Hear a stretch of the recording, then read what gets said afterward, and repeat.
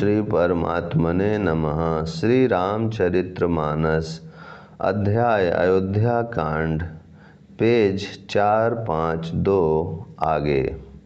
मुनि वशिष्ठ जी की वंदना करके और भरत जी को सिर नवाकर सब लोग विदा लेकर अपने अपने घर को चले।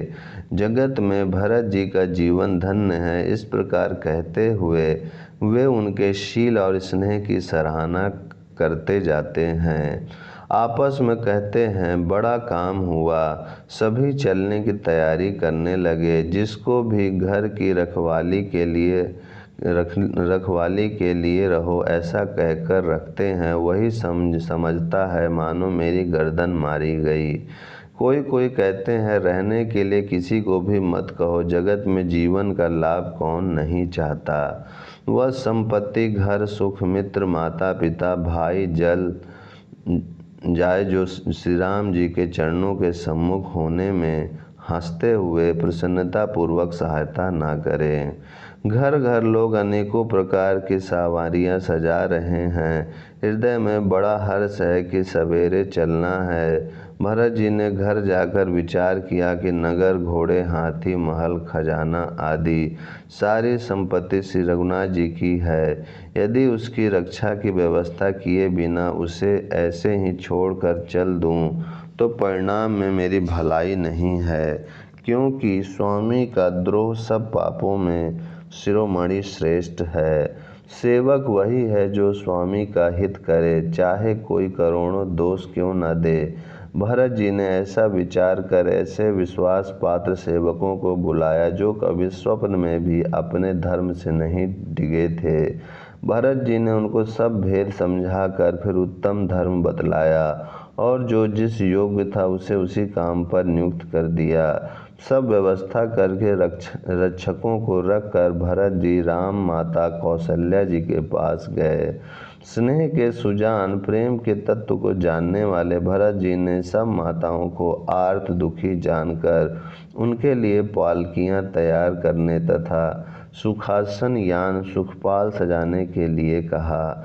नगर के नर नारी चकवे चकवी की भांति हृदय में अत्यंत आर्त होकर प्रातः काल का होना चाहते हैं। सारी रात जागते जागते सवेरा हो गया। तब भरत जी ने चतुर मंत्रियों को बुलवाया और कहा, तिलक का सब सामान ले चलो। वन में ही मुनि वशिष्ठ जी श्री रामचंद्र जी को राज्य देंगे। जल्दी चलो। यह सुनकर मंत्रियों ने वंदना की और तुरंत घोड़े, रथ और हाथी सजवा दिए। सबसे पहले मुनिराज वशिष्ठ जी अरुंधति और अग्निहोत्र की सब सामग्री सहित रथ पर सवार होकर चले। फिर ब्राह्मणों के समूह जो सब के सब तपस्या और तेज के भंडार थे, अनेकों सवारियों पर चढ़कर चले। नगर के सब लोग रथ को सजाकर चित्रकूट के चल पड़े, जिनका वर्णन नहीं हो सकता। ऐसी सुंदर पालकियों पर चढ़ चढ़कर सब रानियां चलीं।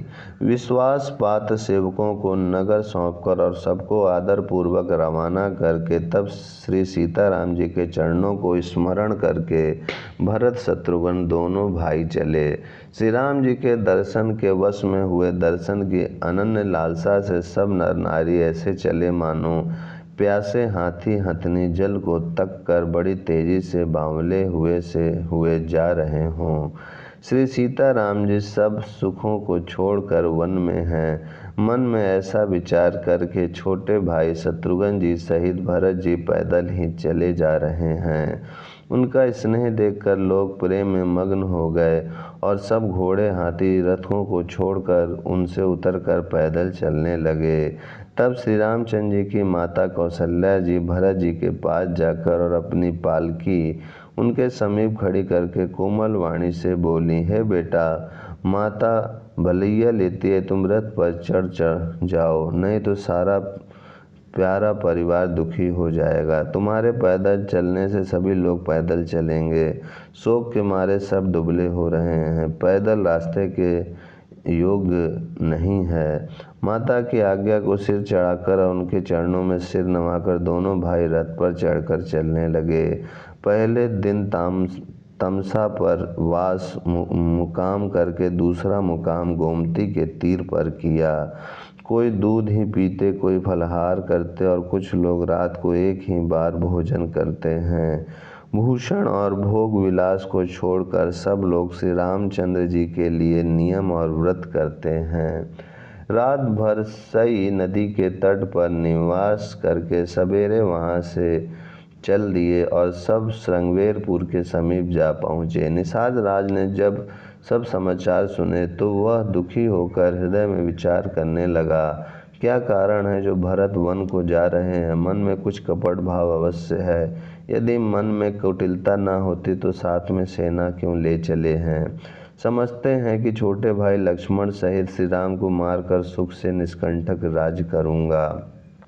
भरत ने हृदय में राजनीति को स्थान नहीं दिया, राजनीति का विचार नहीं किया। तब पहले तो कलंक ही लगा था, अब तो जीवन से ही हाथ धोना पड़ेगा। संपूर्ण देवता और दैत्य वीर जुट जाएं तो भी श्री राम जी को रण में जीतने वाला कोई नहीं है।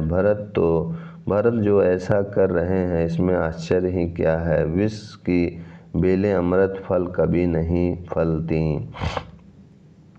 ऐसा विचार कर गुह निषाद राज ने अपनी जाति वालों से कहा कि सब लोग सावधान हो जाओ, नावों को हाथ में कब्जे में कर लो और फिर उन्हें डुबा दो तथा सब घाटों को रोक दो। सुसज्जित होकर घाटों को रोक लो और सब लोग मरने के साज सजा लो, अर्थात भरत से युद्ध में लड़कर मरने के लिए तैयार हो जाओ। मैं भरत से सामने मैदान में लोहा लूँगा, मुठभेड़ करूँगा और जीते जी उन्हें गंगा पार न उतरने दूँगा। युद्ध में मरण, फिर गंगा जी का तट, श्री राम जी का काम और क्षण भंगुर शरीर, जो चाहे जब नाश हो जाए। भरत श्री राम जी के भाई और राजा, उनके हाथ से मरना और मैं नीच सेवक, बड़े भाग्य से ऐसी मृत्यु मिलती है।